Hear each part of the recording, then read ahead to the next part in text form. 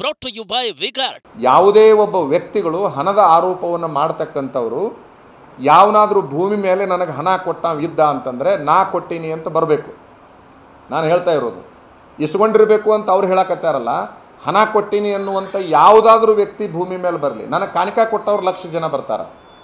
ನನಗೆ ಭಕ್ತಿ ಕಾಣಿಕೆ ಅಂತೇಳಿ 5,000, 10,000, ಲಕ್ಷ, 500, ₹5, ₹1 ಕೂಡ ಕೊಟ್ಟವ್ರು ಬರ್ತಾರೆ. ಆದರೆ ಸ್ವಾಮೀಜಿಯವರನ್ನ ಹಿಂದಕ್ಕೆ ತಗೊಳ್ಳಿಕ್ಕೆ ಹಣ ಕೊಟ್ಟಿನಿ ಅನ್ನುವಂಥವು ಭೂಮಿ ಮೇಲೆ ಯಾವನಾದರೂ ಇದ್ದರೆ ಬರಲಿ.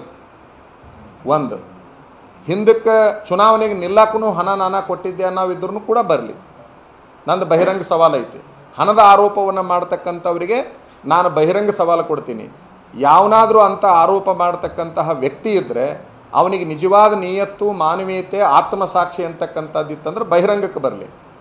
ಎಲ್ಲಿ ಕೊಟ್ಟ, ಎಷ್ಟು ಕೊಟ್ಟ, ಎಲ್ಲಿಂದ ತೊಗೊಂಡು ಬಂದ. ಈಗ ಹೇಳ್ತಾರೆ ಕೋಟಿಗಂಟ್ಲೆ ಹಣವನ್ನು ಅಂತ ಹೇಳ್ತಾರೆ. ಕೋಟಿಗಂಟ್ಲೆ ಹಣ ತರಬೇಕಾದ್ರೆ ಇವ್ರಿಗೆ ಎಲ್ಲಿಂದ ಬಂತು? ನಾ ತಗೊಳ್ಳೋದು ಬಿಡೋದು ಆಮೇಲಿನ ಪ್ರಶ್ನೆ ಅದು.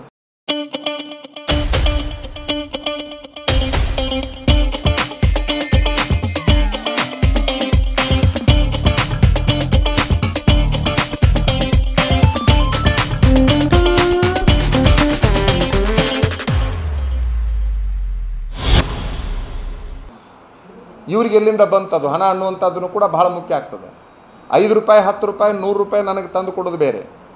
ಈಗ ನಾನು ಒಂದು ಪ್ರಕಾಶ್ ಒಂದೇ ಮಾತು ಹೇಳ್ತೀನಿ. ನಾನು ಹೇಳ್ತಾ ಇರೋದು ಕೊನೆ ಮಾತು. ನಾನು ಹೇಳ್ತಾ ಇರೋದು ಇಷ್ಟೇ, ಈ ರಾಜ್ಯದೊಳಗಾಗಲಿ, ಈ ಕ್ಷೇತ್ರದೊಳಗಾಗಲಿ, ದೇಶದೊಳಗಾಗಲಿ ನನಗೆ ಯಾವನಾದರೂ ಚುನಾವಣೆ ಸಲುವಾಗಿ ಹಣ ಕೊಟ್ಟಿನಿ ಅನ್ನುವಂಥವ್ನು ಒಬ್ಬನೇ ಒಬ್ಬಿದ್ರೆ ಬರಬೇಕವ. ಇಷ್ಟೇ ನನ್ನ ಸವಾಲು.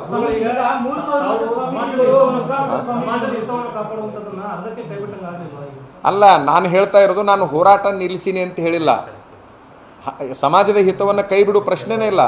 ಎಲ್ಲಿಯವರೆಗೆ ನನ್ನಲ್ಲಿ ಜೀವ ಇರ್ತದೋ, ದೇಹದಲ್ಲಿ ಚೈತನ್ಯ ಇರ್ತದೋ, ಅಲ್ಲಿಯವರೆಗೆ ನನ್ನ ಸಮಾಜ ಸೇವೆ ಮುಂದುವರಿತದೆ. ಈಗ ಪ್ರಹ್ಲಾದ್ ಜೋಶಿ ಅವರು ತಮ್ಮನ್ನ ಡೌಂಟ್ ಕೇರ್ ಮಾಡಿದ್ರು ಅನ್ನೋಂತ ಫೀಲಿಂಗ್ ಇದೆ. ಏನ್ ಮಾಡಿದ್ರು? ಎಷ್ಟೆಲ್ಲ ನೀವು ಡೌಂಟ್ ಕೇರ್ ಮಾಡಿದ್ರು, ನಿರ್ಲಕ್ಷ್ಯ ಮಾಡಿದ್ರು ನಿಮ್ಮನ್ನ ಅಂತ ಅನಿಸ್ತದ? ನೋಡಿ, ಅವ್ರು ನನ್ನನ್ನು ಕೇರ್ ಮಾಡ್ಯಾರೋ ಡೋಂಟ್ ಕೇರ್ ಮಾಡ್ಯಾರೋ ಅನ್ನೋದು ಅವ್ರ ಮುಖದಲ್ಲಿ ಕಾಣ್ತಾ ಇದೆ, ಹೊರಗೆ ವಾತಾವರಣದಲ್ಲಿ ಕಾಣ್ತಾ ಇದೆ. ಅಷ್ಟು ಸಾಕು. Face is the index of a mind ಅಂತ ಒಂದು ಮಾತನ್ನು ಏನು ಹೇಳ್ತಾರ, ಅವ್ರ ಮುಖ ಎಲ್ಲದನ್ನೂ ಹೇಳ್ತಾ ಇದೆ. ಅವರ ಸೋಲನ್ನ ಅವ್ರ ಮುಖ ಆಗಲೇ ಒಪ್ಕೊಂಡ್ಬಿಟ್ಟೈತಿ. ಆತ್ಮಸಾಕ್ಷಿ ಅವರ ಸೋಲನ್ನ clear ಮಾಡಿಬಿಟ್ಟಿದೆ. Brought to you by Vigard.